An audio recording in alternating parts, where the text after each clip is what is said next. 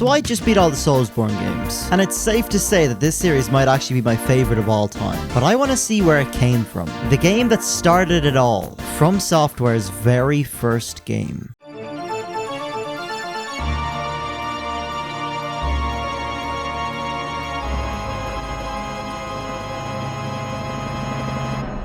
This game doesn't really look the best, which isn't surprising because it came out in 1994, and everybody knows FromSoft games aren't known for their graphics. This game is about exploration. You walk around until you go, oh, I found something, which is actually quite satisfying, until you can't find anything for 2 hours and you begin to lose your mind. But we'll get onto that later. The combat is pretty simple. You can use magic, which obviously uses MP, which is really hard to restore, or you can use your weapon, which uses the power meter, which needs to be full for you to do the most damage. One problem with the combat though is that if there's too many enemies on the screen, the game's FPS just tanks, and it starts to feel like I'm playing Bloodborne. I think this is a perfect time to talk about the rules I had for this playthrough. I told myself I wasn't going to look up any guides, and I'm obviously going into this game completely blind. This was a terrible idea. You see, this game has 5 areas. You're in area 1 and you are trying to get to the final area, area 5. The problem is this game isn't exactly linear. It is very, and I mean very easy to get lost. And that's exactly what happened. Without any guides, I got completely lost. And I basically wandered aimlessly for a good 2 hours. I'm so lost. But basically what you're supposed to do is you're supposed to talk to this priest who gives you a quest to find his golden cross. This cross is being sold at a shop, and because I was expecting to find it in a chest or whatever, I scrolled right past it. But eventually I bought the key and completed the quest, and after a good 3.5 hours I was finally able to get out of area 1. This is where the game started to get really fun for me. One of the first things that happened to me was I found a hidden door. Behind this hidden door were 2 chests, one that I could open and another one that I thought I could open. It looks like there's enough room to squeeze past that hole, but there's not. You just die. A friendly reminder that this game is a FromSoft game. So basically, how dying works in this game is if you die, you lose all your progress. You're sent all the way back to minute 1, unless you have a dragon tree fruit. This item will stop you from seeing the game over screen. It sends you to the dragon spring in area 1, but it saves all your progress. So all you have to do is walk back. But speaking of the dragon tree fruit, it's needed for a quest you get in area 2. So I went to the shop and bought one and got myself a harp. The harp is needed to get into area 3. But before going there, I found a truth mirror, which I gave to this fella, who gave me healing magic. This was really handy for the rest of the game. I also found an earth and water seal stone, which is needed for the next area. But now it's on to area 3. The first thing you find in area 3 is a phantom rod. This item is actually pretty good. It shows you where all the invisible doors are in the room that you're currently in. Now sadly, because I wasn't using a guide and none of the items have item descriptions, I had no idea what it did. I literally have night vision right now. I'm pretty sure I can see in the dark better or some shit, but I don't think I was struggling before, so I'm not really sure the point of this. But it's not the end of the world when enemies tend to show you where the hidden walls are. Ow! I got hit, but we made it through. Oh my god!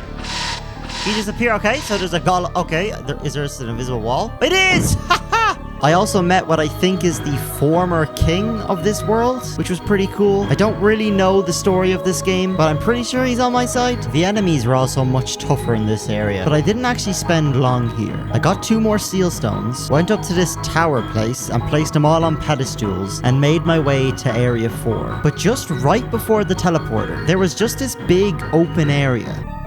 What if I use the harp here?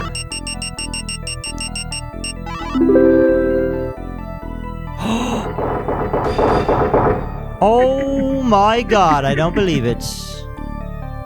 I'm a genius. I'm actually... Bro, this game is actually... Okay. Another truth mirror, okay. Alright, well, I guess we're walking all the way back. We made it back, and it was time for area 4, the penultimate area. You literally spawn into this area getting attacked by a golem, which I think is kind of funny. But one of the first characters you meet in this area is this guy. We'll be meeting him again very soon. This area is pretty confusing. There's like a bajillion corridors you can go down. But after a lot of exploring, I find the Magician's Map. This map is great, but for the life of me, I'm watching back this footage, and for some some reason, I just never use it, at least until the next area. I have no idea why. But after fighting about 50 more golems, I ran into these bread roll guys. And when I took them out, behind them was the magician's key. This key allowed me to get to the first mini-boss of this game, the guy we saw earlier. Wait, what's happening? Did I die? What's that? What is that? What is that to my right? Oh, shit, he transformed! This was actually pretty fun. It wasn't too hard, but I just took out the bread guys and then took out the main guy. But after doing that, it was time for the final area. This area starts with you getting jumped straight away. And because I wasn't using a guide, I missed so many items. So I was pretty underpowered for this area. So because all the enemies were so strong, I basically just ran past them all. But one good thing did happen. It only took the full game, but I finally found out what the phantom rods do. Oh no, you don't see me. You definitely see me. What the hell is that flashing? Oh my god, this shows invisible walls. Are you shitting me? There was an invisible bridge in front of me that led to a room that had a bunch of dragon tree fruits. Then I got to a room with massive enemies. What the hell is that? Oh my god!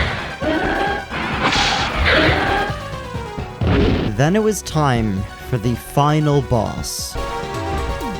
Brother, what even is this?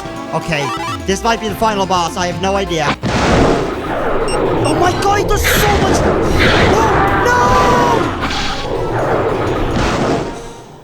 I got smoked. Turns out, you're able to get the Moonlight Greatsword in this game, and that's what you're supposed to do, but obviously I didn't know that. But I did have a plan. My plan is to go back to the shop in Area 1 and buy as many Dragon Tree Fruits as I could. And every time I'm about to die, I would use one. They fully heal your HP and your MP, so it was perfect. And this is how it went. Come on then! Okay, now we dragon fruit. And now we go again.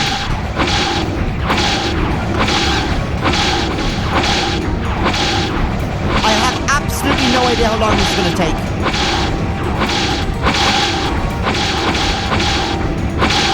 Why isn't he attacking? He's just not attacking. I'm very confused right now. Yeah, this was a tad anticlimactic. So it turns out you can just endlessly stun him.